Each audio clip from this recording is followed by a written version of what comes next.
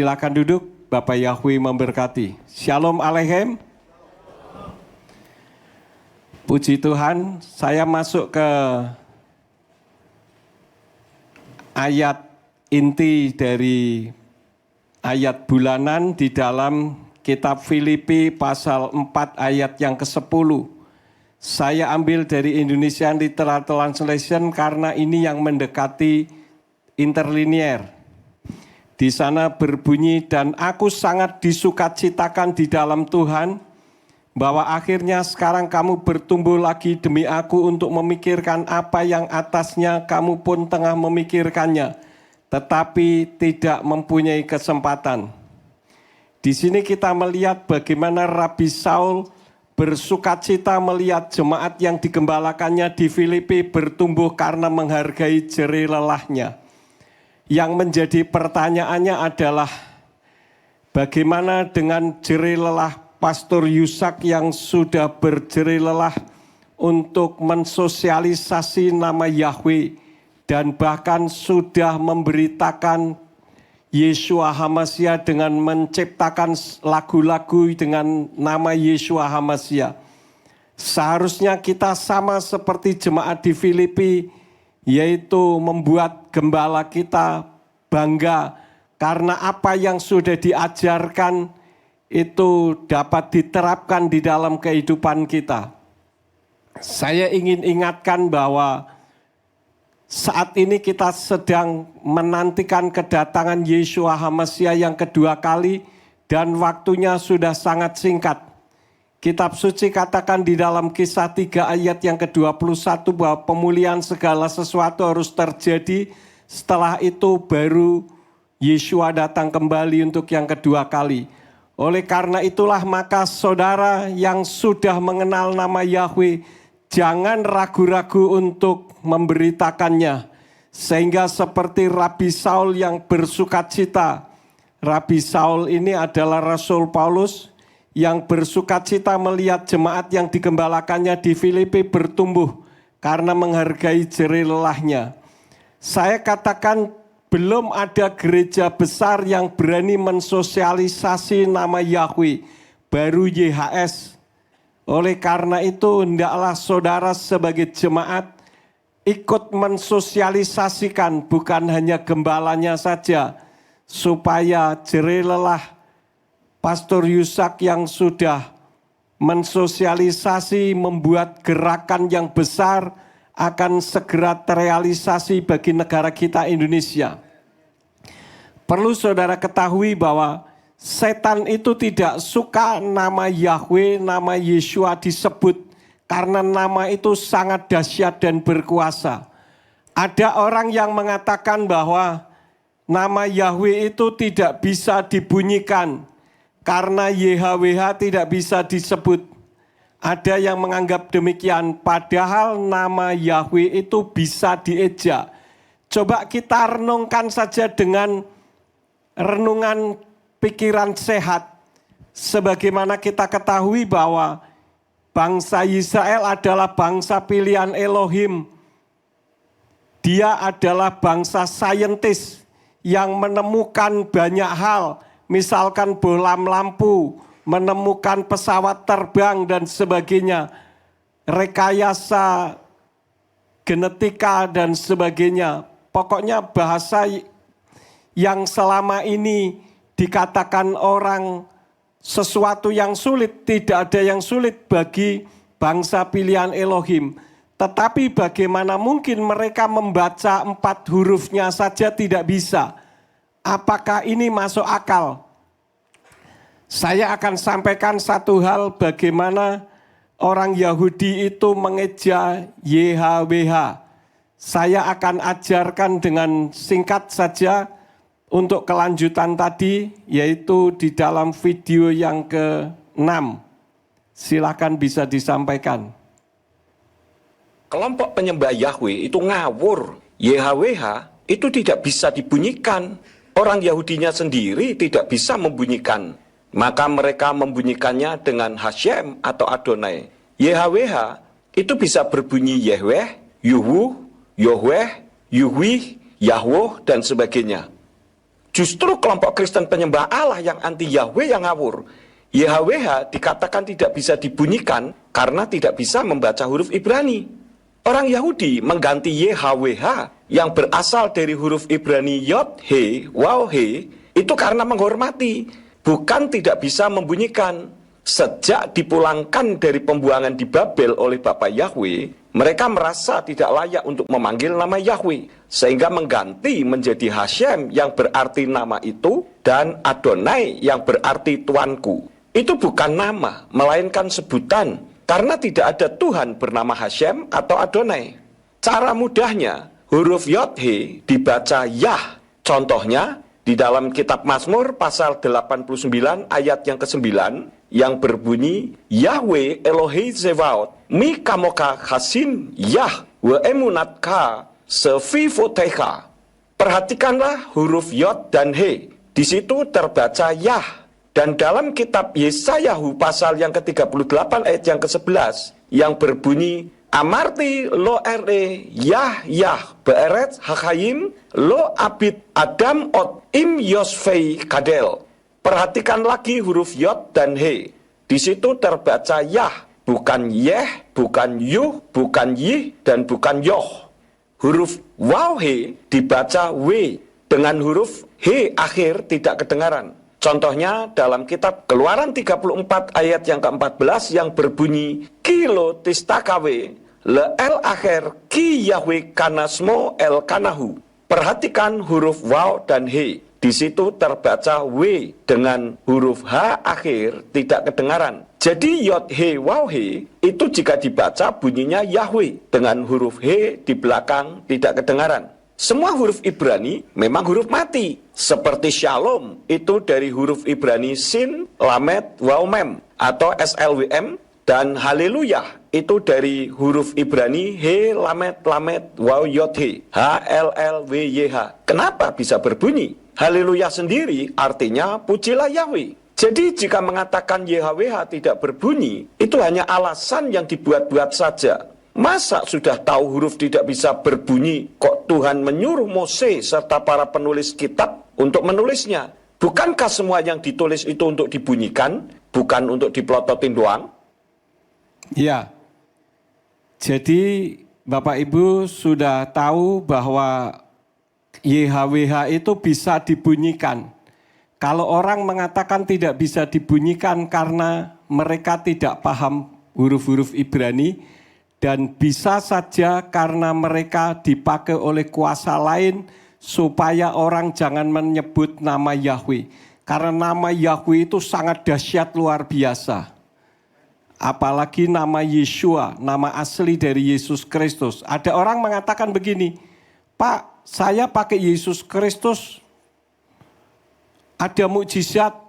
Ya, karena Yesus itu adalah Yeshua dalam huruf Yunani, karena huruf Yunani tidak mengenal huruf YHW, maka dibuat pronunciation-nya mendekati.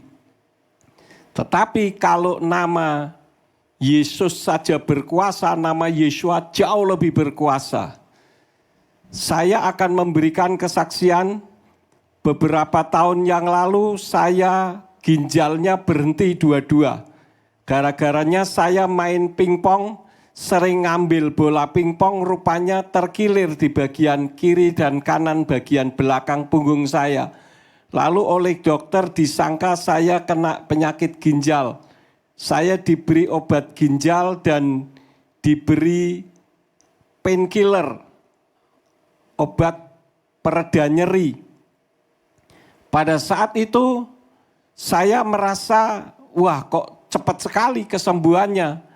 Tapi rupa-rupanya obat yang saya konsumsi itu membuat ginjal saya rusak, saudara-saudara, berhenti dua-dua. Sehingga saya waktu masih pelayanan hari Minggu ke Semarang, saya khotbah itu perut mual, saya khotbah sambil duduk, kemudian ada jemaat yang bawain nampan untuk kalau saya buat tumpah, ya, sehingga bisa tertampung di situ. Lalu jam 9:30 malam saya masih di Semarang untuk periksa ke dokter. Dokter bilang saya harus cuci darah.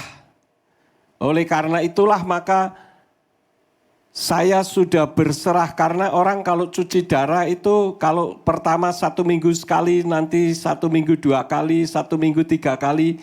Dan kalau bukan karena mukjizat Tuhan, tiba-tiba tidak bisa lagi dicuci darahnya. Nah, pada saat itu anak saya yang tinggal di Amerika memberitahu kepada temannya yang ada di Singapura untuk ngurus saya. Kemudian saya pagi-paginya harus ke Singapura, bisa tidak bisa, mau tidak mau ke Singapura. Malam itu juga saya dibelikan tiket dan saya berangkat ke Singapura, ke rumah sakit Glen Eagle dekat dengan Orchard Road. Ternyata itu rumah sakitnya orang-orang kaya, saudara-saudara. Nah, di situ saya dicek dokter, saya angkat tangan saja sudah tidak mampu. Karena darah saya sudah beracun semua. Bawaannya mau mengantuk, mau tidur. Karena oksigen ke otak sudah kurang, maka keadaannya mau ngantuk. Makanya kalau orang suka menguap, itu sebetulnya kenapa? Menguap itu mengambil oksigen untuk memenuhi bagian otak. Nah, pada saat itu saya memang di cover oleh insurance, tetapi covernya masih banyak, tidak memungkinkan, maka saya tinggal di apartemen salah satu jemaat yang tinggal di Singapura. Setiap hari diantar ke rumah sakit dan sekali waktu, jadi setiap hari saya ke rumah sakit, itu cuma diambil darahnya saja, saudara-saudara. Pada saat itu saya sudah berserah, saya bilang, Tuhan, kalau memang waktunya sudah selesai, saya siap untuk dipanggil Tuhan di Singapura. Saya sudah bilang sama Bu Yakub, kalau saya kenapa-napa, tidak usah dibawa pulang. Karena membawa pulang mayat dari Singapura ke Ambarawa, itu pada zaman itu 150 juta, saudara-saudara. Jadi saya bilang udah enggak usah dibawa pulang, mau dibakar kayak, mau dibalon udara kayak, terserah. Toh sudah mati ini. Tetapi malam itu saudara-saudara saya berserah. Saya bilang, Tuhan, kalau Engkau masih berkenan memakai saya yakin seyakin-yakinnya saya tidak akan mati. Nah, pada saat itu saya katakan, Bapa Yahweh, di dalam nama Yeshua HaMashiach, saya menyerahkan hidup saya ke dalam tangan-Mu. Pada saat itu saya tertidur, saudara-saudara. Saya ada di kamar berdua dengan Bu Yakub. Pada saat tertidur itu, saya merasa melihat tubuh saya sendiri. Jadi seperti saya ada di atas atap, tetapi enggak ada plafonnya, enggak ada penutup atapnya, itu enggak ada. Saya bisa melihat tubuh saya sendiri. Orang bilang itu berarti rohnya sudah mulai keluar. Ya, saya enggak tahu keluar atau tidak karena saya dalam keadaan tidak sadar pada saat itu. Karena saya posisi tertidur. Nah, pada saat itu saudara-saudara, saya mendengar suara. Saya melihat di dalam penglihatan saya itu, saya duduk, kemudian ada 2 orang lain di samping saya. Seperti saya sedang antri masuk ke dokter begitu. Nah, pada saat itu, suasananya itu menakutkan, saudara-saudara. Padahal saya ini biasa ngusirin setan. Tapi di dalam penglihatan itu saya begitu takutnya. Lalu terdengar suara, Yakub, panjang begitu. Nah, saya itu yang jawabnya panjang, iya begitu. Pada saat saya menjawab iya, saya dibangunkan sama Bu Yakub, bangun, ada apa? Begitu. Nah, saya melihat ketika saya menjawab iya, saya enggak masuk ke ruangan itu, tapi saya melangkah keluar. Mungkin kalau masuk, game over kali. Saya melangkah keluar. Ketika melangkah keluar, saya dibangunkan. Lalu pagi harinya saya ke rumah sakit lagi, dokter ngecek darah saya lagi. Jadi selama seminggu di Singapura saya belum minum obat 1 pil pun dari dokter. Karena di Singapura itu rupanya kalau orang sakit itu dicek dulu penyebabnya. Nggak langsung masuk rumah sakit, pokoknya diinfus saja. Saudara bisa lihat di negara kita kalau orang masuk rumah sakit, apa saja sakitnya pasti diinfus. Mungkin supaya jangan lari keluar. Nah pada saat itu saya dicek lagi, lalu dokternya agak seperti mengerutkan dahi kayak bingung gitu. Kemudian dia bilang, kok ini hasilnya yang ini naik, yang ini turun. Seharusnya dua-dua turun atau dua-dua naik. Nah di situ saya saat mulai bersaksi, ya mudah-mudahan ini mukjizat dari Bapak Yahweh dokter. Dokternya masih muda, namanya Tan Seng Hu. Nah pada saat itu saya bilang, kalau menurut dokter bagaimana? Ya kita lihat saja besok. Kalau besok itu turun lagi, berarti kamu sembuh. Begitu. Nah pagi-pagi ketika saya datang ke rumah sakit lagi, dokter bilang, good news for you, good news for you. Wah saya sudah senang saudara-saudara. Artinya kan berita baik. Kemudian dia menerangkan, terus dia bilang, ya saya nyatakan kamu sudah sembuh. Jadi saya katakan dalam nama Yahweh Elohim, kuasanya jauh lebih dahsyat. Dan itulah yang setan tidak mau kita menyebut nama Yahweh dan nama Yeshua HaMashiach. Karena itu dikatakan bahwa orang Yahudi saja tidak menyebut. Ya, kenapa sih orang Yahudi tidak menyebut? Apakah mereka tidak bisa membunyikannya? Nah, kita lihat satu lagi ya. Video selanjutnya yaitu video yang ke-7. Kenapa orang Yahudi tidak menyebut? Kita lihat bersama-sama. Mengapa orang Yahudi tidak menyebut nama Yahweh? Mereka tidak menyebut bukan tidak tahu bagaimana cara membunyikannya, melainkan karena lebih taat Talmud daripada taat kepada firman Tuhan itu sendiri. Coba kita renungkan bersama. Masuk akalkah bangsa saintis, penemu pesawat terbang, penemu bolam lampu, penemu ilmu kedokteran dan sebagainya, membaca 4 hurufnya sendiri saja tidak tahu? Masuk akal. Mereka tidak menyebut nama Yahweh itu karena lebih taat perintah Talmud daripada perintah firman Tuhan itu sendiri yang menghendaki namanya disebut. Apa itu Talmud? Talmud adalah catatan diskusi para rabi Yudaisme tentang etika, kebiasaan, dan sejarah yang punya 2 komponen besar, yaitu Misnah dan Gemara. Apa itu Misnah? Misnah adalah kumpulan lesan hukum Yudaisme yang ditulis. Sedangkan Gemara adalah diskusi Misnah dan tulisan yang terkait dengan Tanaim. Tanaim itu menguraikan Tenak. Tenak itu kitab suci perjanjian lama berbahasa Ibrani, Torah, Nevi'im, Ketuvim.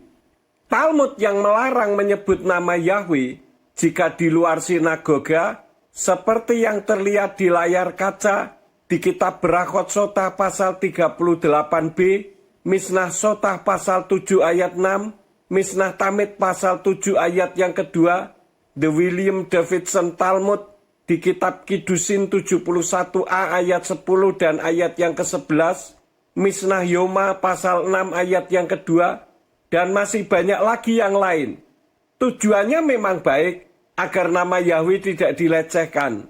Namun di sisi lain, tidak sesuai dengan keinginan hati Yahweh itu sendiri yang menghendaki namanya disebut agar tidak dilupakan orang seperti yang pernah terjadi dan tertulis di dalam kitab Hakim-Hakim pasal 2 ayat yang ke-10 yang berbunyi demikian.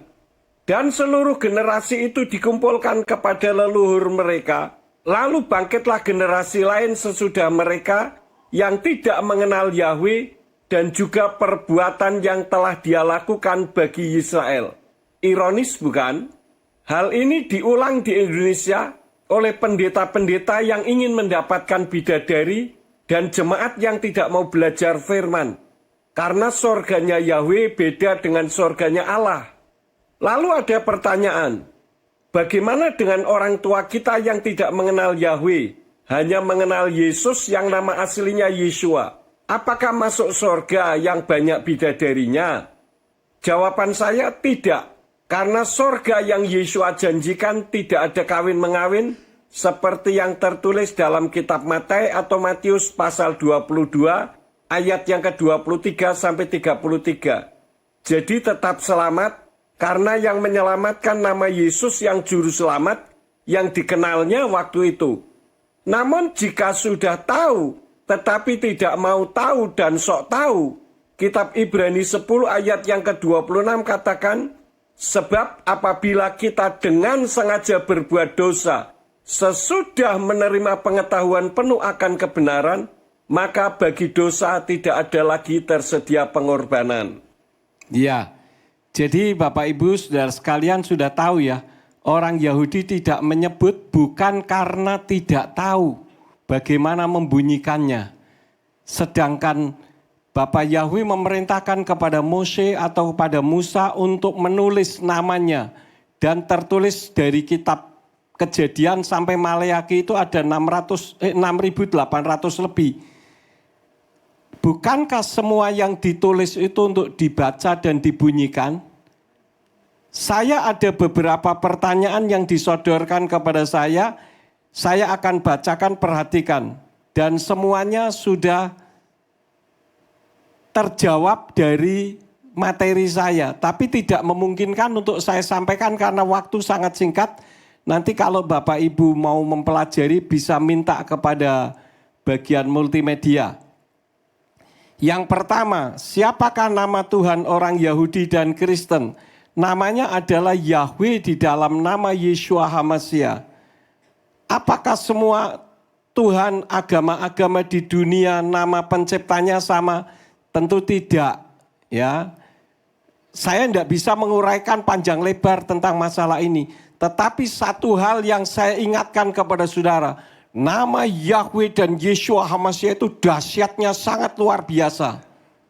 Dan saudara adalah orang yang sudah diberi kasih karunia untuk mengenal. Buktinya saudara masih beribadah di tempat ini. Kalau saudara yang menolak, buat apa ke YHS? YHS sudah tidak menyebut Allah lagi. Tadi pagi bagian yang pertama saya sampaikan Allah itu siapa? Sebelum Islam lahir itu merupakan satu di antara 360 dewanya orang Arab kuno suku Quraisy. Nanti bisa lihat sendiri bukti-buktinya.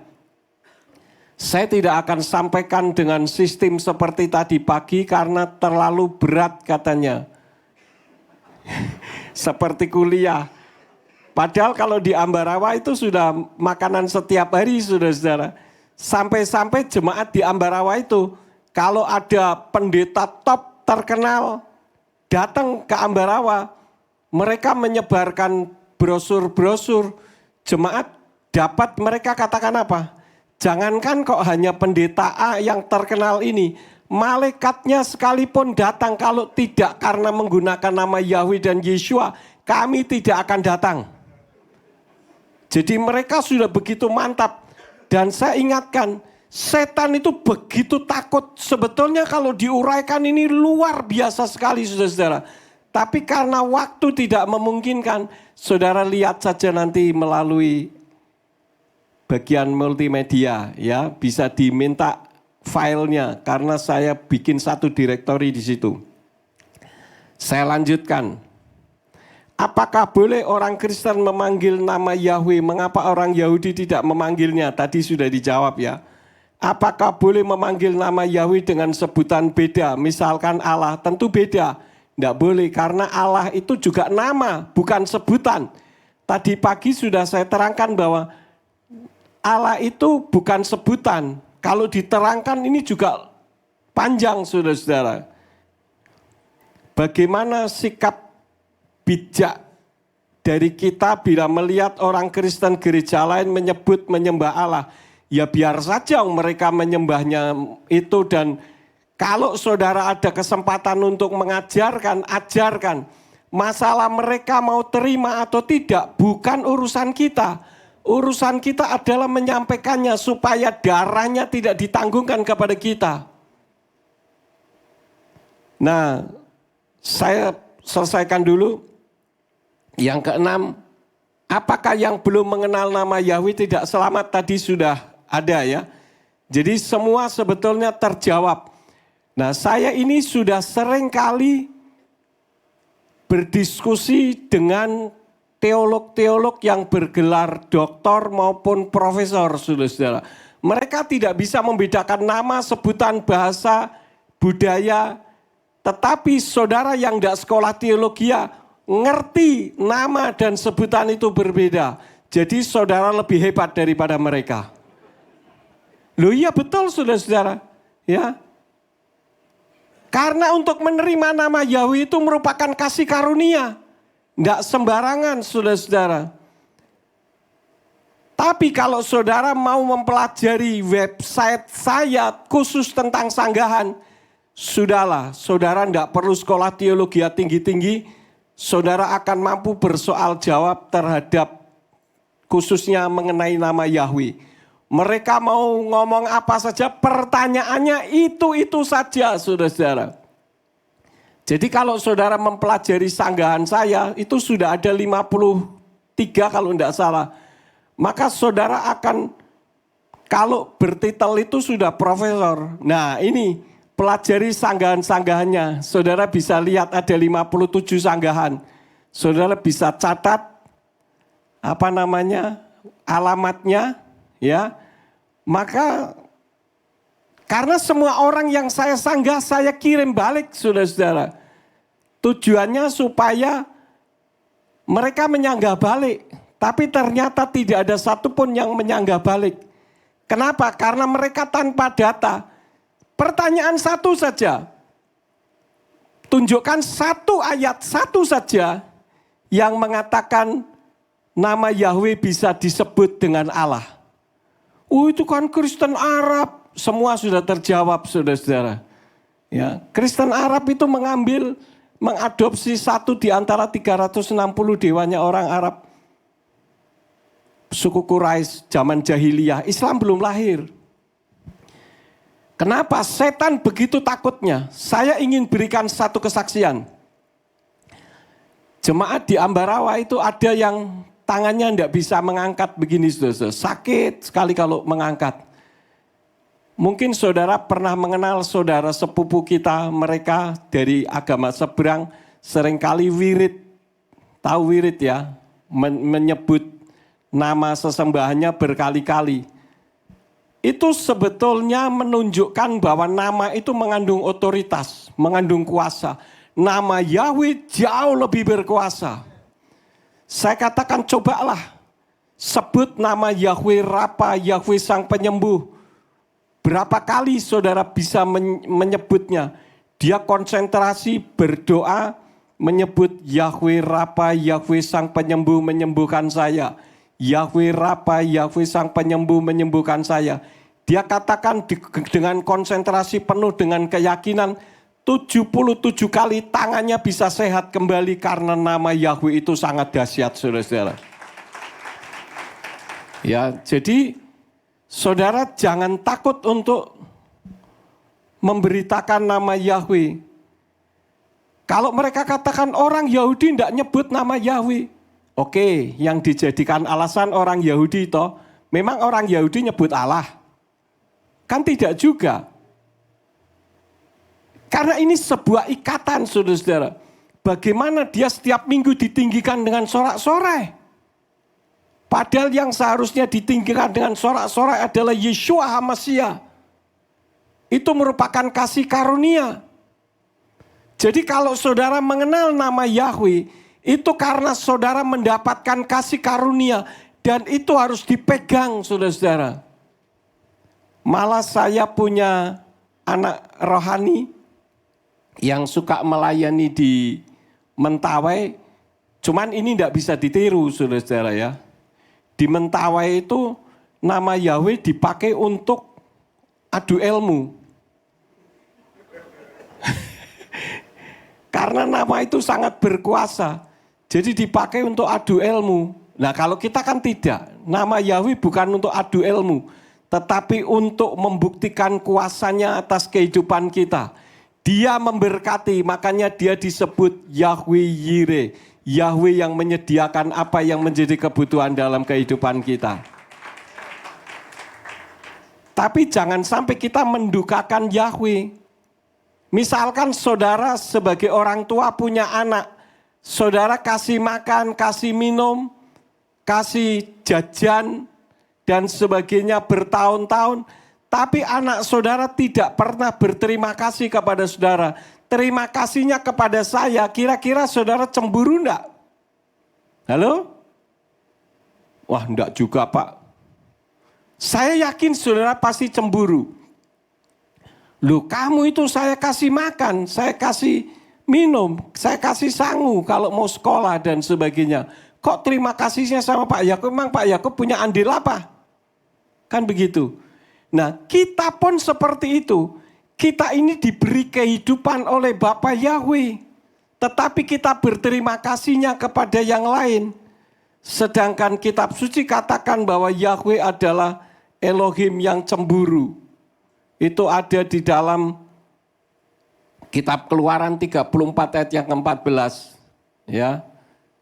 Kita melihat sebuah realitas. Umat Kristen kalau melakukan perdebatan dengan saudara kita di agama seberang, menggunakan nama sesembahan lama, enggak ada menangnya saudara-saudara. Karena misalkan tentang masalah Yesus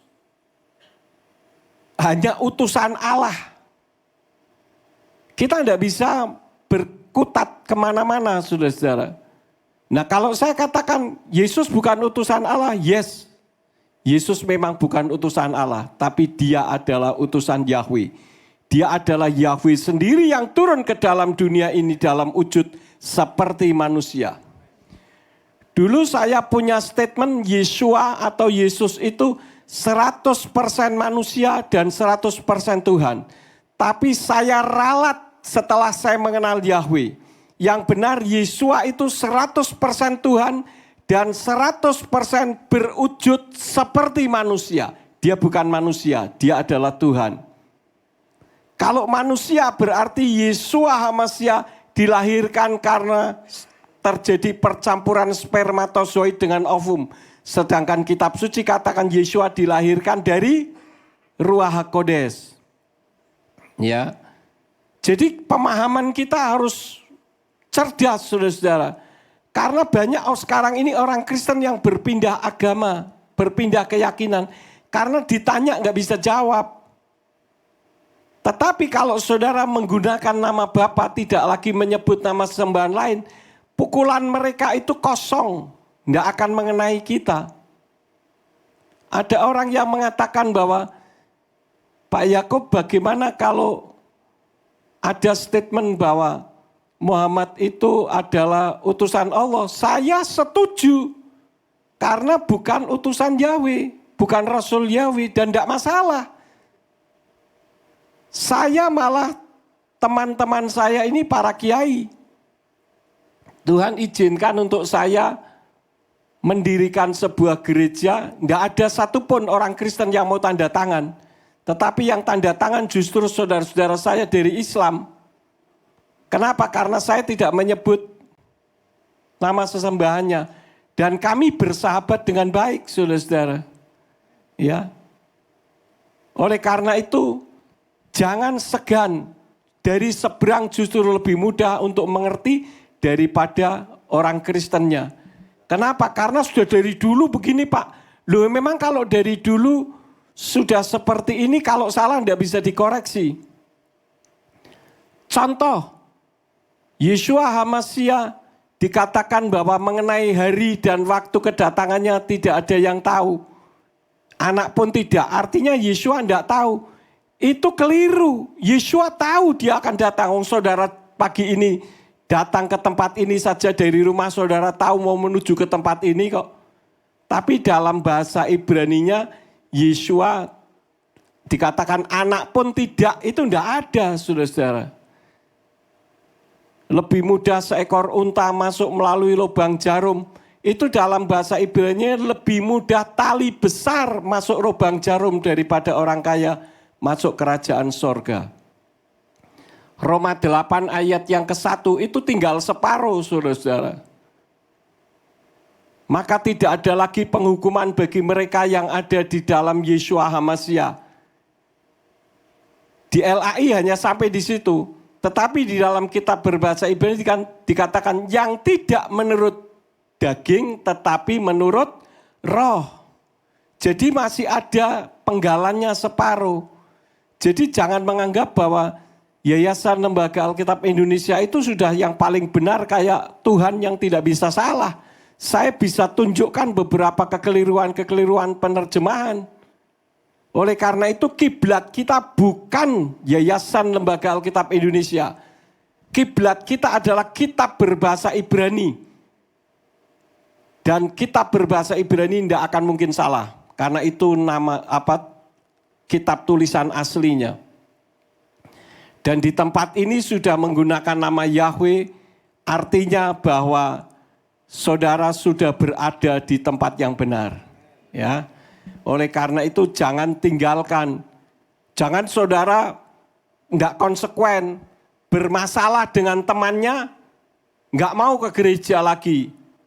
Ngomong sama Pastor Yusa, kalau dia masih di gereja pastor, saya tidak akan masuk. Wah, ini kepahitan saudara-saudara. Artinya bermasalah sendiri, tapi Tuhan yang dimusuhi. Ya, ini tidak konsekuen. Kalau jemaat di Ambarawa, tidak saudara-saudara. Oleh karena itulah maka pegang iman dengan baik. Karena dengan iman, saudara akan melihat bagaimana kedahsyatan nama Yahweh itu yang sangat luar biasa. Beritakan nama itu, saudara-saudara. Saya ini kalau mau bersaksi tentang bagaimana kehebatan Yahweh, mau sehari semalam juga tidak akan selesai. Ya, satu lagi kesaksian. Ada salah satu jemaat di tempat kami itu ada yang dari Jepara, 4 jam perjalanan. Ada yang dari Jogja, naik sepeda motor lagi. Saya sudah arahkan untuk ke gereja yang lebih dekat saja, mereka tidak mau. Ada yang mengalami sakit, sudah parah sekali keluar benjolannya di perut. Didoakan dengan nama Yahweh, sembuh total saudara-saudara. Ya. Dan itu menunjukkan kehebatan nama yang luar biasa itu. Kalau kita berbicara atas nama seseorang yang punya otoritas saja, kita menghargai otoritas itu. Tetapi terkadang terhadap Tuhan kita tidak menghargai. Kalau saudara belum sering menyebut nama Yahweh, coba katakan kepada diri sendiri, mulai sekarang saya akan memberitakan nama Yahweh. Maka berkat-berkatnya akan tercurah di dalam kehidupan saudara. Ini betul saudara-saudara ya. Karena waktunya pendek, saya merasa waktunya sangat singkat sekali. Ya, jadi saya sampaikan di sini saja. Nanti sore kita masih akan mendengarkan tentang masalah nama Yahweh lagi. Amin buat firman Tuhan. Mari kita bangkit berdiri bersama-sama. Kita tundukkan kepala, kita berdoa. Bapa Surgawi, kami mengucap syukur karena Engkau telah mengajar kepada kami betapa dahsyatnya nama-Mu. Oleh karena itu Engkau ajar kepada jemaat-Mu di tempat ini supaya mereka juga memberitakan nama yang dahsyat itu, supaya kami pun diberkati untuk kemuliaan bagi nama-Mu. Semua aktivitas, usaha, dan pekerjaan mereka diberkati karena Engkau adalah Yahweh Yireh, Yahweh yang menyediakan apa yang menjadi kebutuhan umat-umat-Mu. Terima kasih Bapa. Hamba-Mu telah berhenti menyampaikan isi hati-Mu. Engkau yang akan melanjutkan di dalam hati mereka. Demi nama Adonai Yeshua HaMasyiah, kami berdoa dan mengucap syukur. Haleluya. Semua yang percaya katakan amin. Saya serahkan kepada yang akan memimpin selanjutnya.